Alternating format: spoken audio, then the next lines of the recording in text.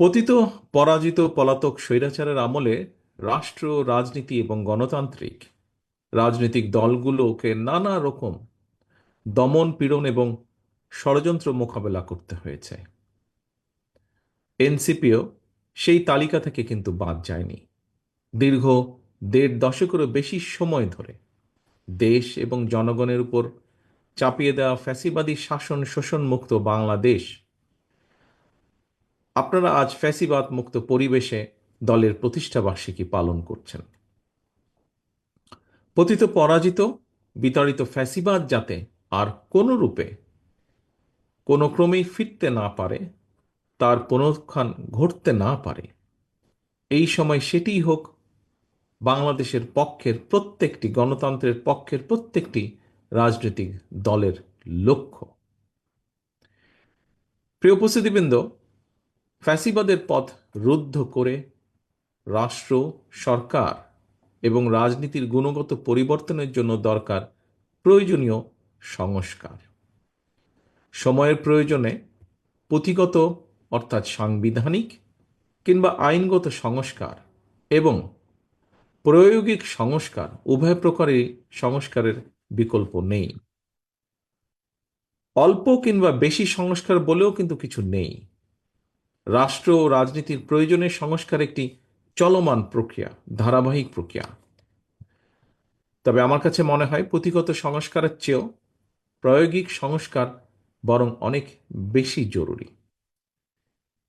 উপস্থিতিবৃন্দ, এই কথাটি বলার অর্থ হল আমাদের বর্তমান সংবিধানের ৬৫-র ২ অনুচ্ছেদ লঙ্ঘন করে জনগণের ভোট ছাড়াই ২০১৮, ২০১৪ এবং ২৪ সালে নির্বাচনে নামে প্রহসন চালিয়ে যে কথিত সংসদ এবং সরকার প্রতিষ্ঠিত করেছিল, সংবিধানে জনগণের সরাসরি ভোটের অধিকার দেওয়া থাকলেও জনগণকে কিন্তু সেদিন ভোটের অধিকার প্রয়োগের কোনো রকম সুযোগ দেওয়া হয়নি। ফ্যাসিবাদ কায়েম করে জনগণকে সারা দেশের জনগণকে অসহায় এবং ক্ষমতাহীন করে রাখা হয়েছিল। এ কারণেই আমি মনে করি রাষ্ট্রে স্বৈরাচার কিংবা ফ্যাসিবাদ রুখে দিতে সবচেয়ে বেশি প্রয়োজন জনগণের রাজনৈতিক ক্ষমতায়ন।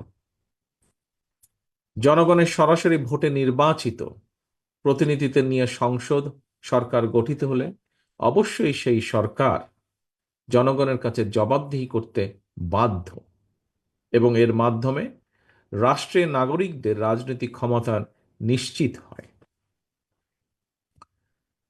দেশে জনগণের রাজনৈতিক ক্ষমতা নিশ্চিত থাকলে সরকারের পক্ষে ফ্যাসিবাদী চরিত্র ধারণ করা সহজ হয় না।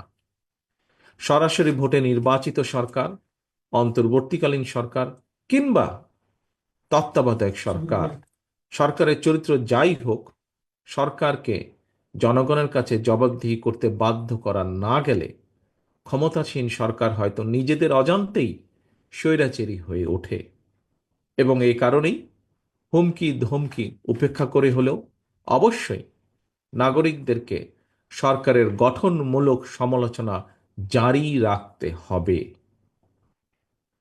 প্রিয় উপস্থিতিবৃন্দ, প্রতিটি নাগরিককে নিজেদের অধিকার প্রতিষ্ঠার দাবিতে সোচ্চার থাকতে হবে। দেশের জনগণ কিন্তু সরকারের করুণার পাত্র নয়। সরকার অবশ্যই জনগণের কথা শুনতে, জনগণের ন্যায্য দাবি মানতে বাধ্য। এখানে সরকারের মান অভিমান কিংবা রাগ বিরাগের কিন্তু কোনো সুযোগ নেই। প্রিয় উপস্থিতিবৃন্দ, আমি আগেও বলেছি, হাজারো শহীদদের রক্তের উপর প্রতিষ্ঠিত বর্তমান এই অন্তর্বর্তীকালীন সরকারের নৈতিক এবং রাজনৈতিক বৈধতার হয়তো সংকট নেই, তবে অবশ্যই এই সরকার জনগণের কাছে জবাবদিহিমূলক নয়। সরকার যেহেতু জবাবদিহিমূলক নয়, সেহেতু নৈতিক কারণেই সরকারের সুনির্দিষ্ট পরিকল্পনা জনগণের সামনে স্পষ্ট থাকা প্রয়োজন। জনগণকে অন্ধকারে রেখে রাজনৈতিক দলকে বা দলগুলোকে অনিশ্চয়তায় রেখে শেষ পর্যন্ত কোনো পরিকল্পনায় কার্যকর এবং টেকসই হয় না, হবেও না। প্রিয় উপস্থিতিবৃন্দ, জনগণের সরাসরি ভোটে নির্বাচিত সরকারের মতো অন্তর্বর্তীকালীন সরকার সকল দায়িত্ব পালন করবে হয়তো দায়িত্ব পালন করবে, জনগণ হয়তো এমনটি আশা করে না। তারপরেও সরকারকে নিয়মমাফিক কিছু কাজ করতে হয়। এরই ধারাবাহিকতায় দেশের বিভিন্ন শ্রেণী পেশা মানুষের সমস্যা সম্ভাবনা সম্পর্কে সরজমিন অভিজ্ঞতা না থাকলেও অন্তর্বর্তীকালীন সরকারকে নিয়মমাফিক চলতি অর্থ বছরের বাজেট ঘোষণা করতে হবে। অতীত অভিজ্ঞতায় দেখা গিয়েছে প্রতিটি বছর জাতীয় বাজেট বাস্তবায়নের ক্ষেত্রে ঘাটতি বাজেট হচ্ছে মূল প্রতিবন্ধকতা। বাজেট প্রণয়নের ক্ষেত্রে এনবিআর হয়তো সরাসরি কোনো ভূমিকা নেই, তবে রাজস্ব আদায়ের মাধ্যমে বাজেট বাস্তবায়নের ক্ষেত্রে এনবিআর এর ভূমিকা মুখ্য। এমন বাস্তবতায় বাজেট পাশের ঠিক আগ মুহূর্তে অন্তর্বর্তীকালীন সরকার হঠাৎ করেই এনবিআর এর সংস্কার চাপিয়ে দিয়ে রাজস্ব আদায়ের ক্ষেত্রে যে একটি অচল অবস্থা সৃষ্টি করেছে, এটি আমাদের অর্থনীতির জন্য কিন্তু খুব ভালো বিষয় নয়। এ ধরনের পরিস্থিতি মোকাবেলায় জবাবদিহিমূলক গণতান্ত্রিক সরকার সবচেয়ে বেশি কার্যকর ভূমিকা রাখতে পারে বলে সকলেই বিশ্বাস করেন, বিশেষ করে গণতান্ত্রিকামী জনগণ। বর্তমান অন্তর্বর্তীকালীন সরকারের যোগ্যতা অযোগ্যতা বিষয় নয়।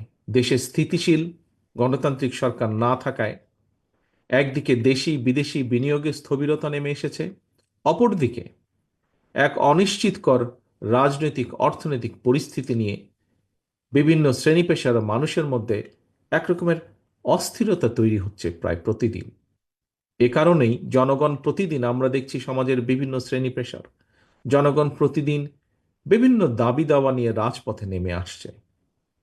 যদিও আনফর্চুনেটলি তাদের এই দাবি দাবা শোনার কেউ নেই এই মুহূর্তে। সম্মানিত সভাপতি, প্রিয় রাজনৈতিক সহকর্মী, ভাই ও বোনেরা, আমি একটি বিষয়ে গণতান্ত্রিক আমি জনগণের দৃষ্টি আকর্ষণ করতে চাই। জনগণের বাংলাদেশে জনগণের ভোটে জনগণের কাছে জবাবদিহিমূলক সরকার প্রতিষ্ঠায় যে কোনো ধরনের অজুহাত কিংবা গড়িমসির সুযোগ নিয়ে পতিত পলাতক পরাজিত স্বৈরাচার মাথা চাড়া দিয়ে ওঠার অপেক্ষায় রয়েছে, কিন্তু এটি আজকে বিভিন্ন বক্তার বক্তব্যেও ফুটে উঠেছে কথাটি। তবে ফ্যাসিবাদ মুক্ত বাংলাদেশে জনগণের গণতান্ত্রিক অধিকার প্রতিষ্ঠার মাধ্যমে ফ্যাসিস্ট তাবেদার অপশক্তির পুনর্বাসনের পথরোধ করা সম্ভব। আমরা নিজ নিজ দলীয় আদর্শ এবং কর্মসূচি বাস্তবায়নের ক্ষেত্রে ফ্যাসিবাদ বিরোধী রাজনৈতিক দলগুলোর মধ্যে প্রক্রিয়া বা পদ্ধতিগত বিরোধ দৃশ্যমান হলেও আমি দৃঢ়ভাবে বিশ্বাস করি দেশ এবং জনগণের বৃহত্তর স্বার্থে ফ্যাসিবাদ উত্থান মোকাবেলায় একতরফা ইস্যুতে বাংলাদেশের গণতান্ত্রিকামী জনগণ বিগত 5ই আগস্টের মতনই ঐক্যবদ্ধ। প্রিয় উপস্থিতিবৃন্দ, সম্মানিত অতিথিবৃন্দ, সম্মানিত সভাপতি, অন্তর্বর্তীকালীন সরকার প্রধানের সঙ্গে দেখা করে রাজনৈতিক দলগুলো আবারও জাতীয় নির্বাচনের তারিখ, দিন, সুস্পষ্ট দিনক্ষণ ঘোষণার দাবি জানিয়েছে। বিএনপির দাবি, আগামী ডিসেম্বরের ভেতরে জাতীয় নির্বাচন অনুষ্ঠিত হতে হবে। জাতীয় নির্বাচন অনুষ্ঠানের লক্ষ্যে জনপ্রশাসন, আইন শৃঙ্খলা বাহিনীর প্রয়োজনীয় সংস্কারের জন্য অন্তর্বর্তীকালীন সরকারের প্রতি বিএনপি সহ আমরা যারা একসঙ্গে রাজপথে আন্দোলন করেছি, আমাদের সর্বাত্মক সমর্থন অব্যাহত রেখেছি। সুতরাং দেশে বিদেশে সম্মানিত দক্ষ এবং যোগ্য ব্যক্তিত্ব অন্তর্বর্তীকালীন সরকার প্রধানের নেতৃত্বে জনগণ অবিলম্বে দেশের ইতিহাসের সবচেয়ে অবাধ, নিরপেক্ষ একটি জাতীয় নির্বাচন দেখতে পাবে। আজকে এনপিপির এই প্রতিষ্ঠা বার্ষিকীতে এই প্রত্যাশা রেখে আমার বক্তব্য শেষ করছি।